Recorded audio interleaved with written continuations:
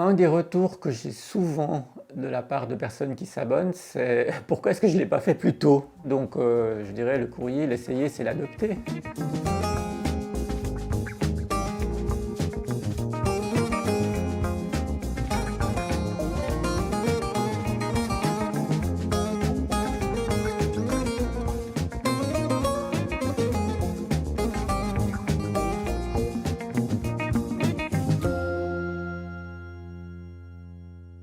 Je m'appelle Philippe, je suis rédacteur en chef du Courrier.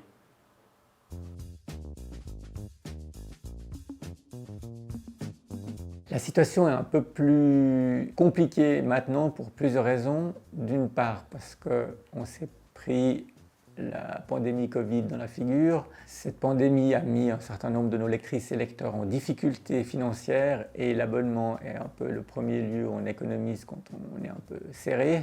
Et enfin, il y a un deuxième phénomène, là sur le long terme, c'est que les habitudes de lecture sont en train d'évoluer de manière fondamentale et là, ça frappe l'entier de l'industrie de la presse et des médias. Donc tout ça est dans un environnement économique relativement compliqué, donc c'est pour ça qu'on s'est fixé cet objectif de trouver un équilibre financier qui nous permette d'aller de l'avant.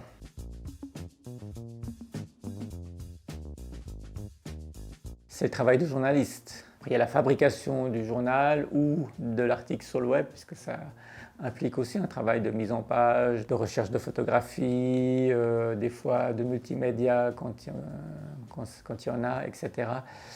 D'ajout de différentes sources, etc.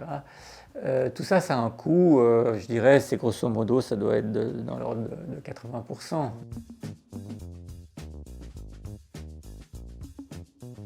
Un des retours que j'ai souvent de la part de personnes qui s'abonnent, c'est pourquoi est-ce que je ne l'ai pas fait plus tôt? Voilà, le courrier c'est ma famille en fait, je vois très bien que j'aurais dû le faire tout de suite. Et puis maintenant, le côté identitaire, famille, proximité des valeurs, proximité idéologique, est souvent fortement ressenti. Donc je dirais le courrier, l'essayer, c'est l'adopter.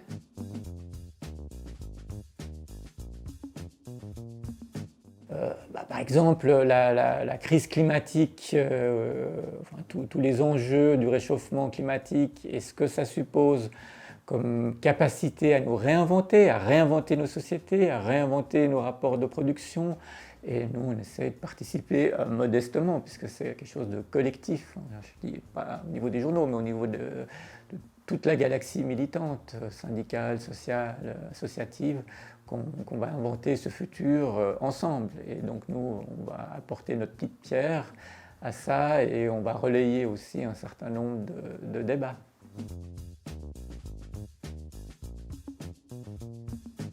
Il y a quand même beaucoup de gens qui écrivent gentiment en disant « Ah bah tiens, merci d'avoir dit ça, parce que je me sentais un peu seul à penser comme ça. » Je disais que le courrier, c'est une famille aussi.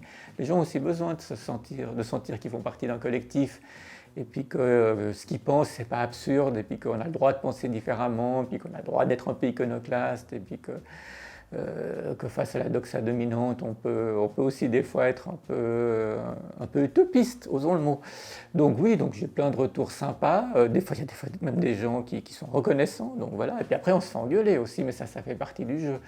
Il y a des gens qui disent, mais enfin, ça c'est plus, je dirais, le rapport qu'on a avec le monde politique, qui sont des gens relativement susceptibles, ce qui est logique parce qu'ils ont des échéances électorales, et alors, dès qu'on les égratigne un peu, ça devient des fois un peu musclé. Et puis, donc avec les années, j'ai appris à avoir le cuir très épais, et puis je ne m'offusque plus tellement quand on m'invective ou quand on essaye de faire des pressions sur moi, puisque ça va jusqu'à là.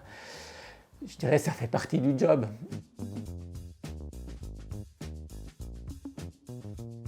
Des fois, ils ont raison aussi, ça arrive, on peut se tromper. Donc voilà, on rectifie, ça fait partie aussi du b.a.-ba du journalisme.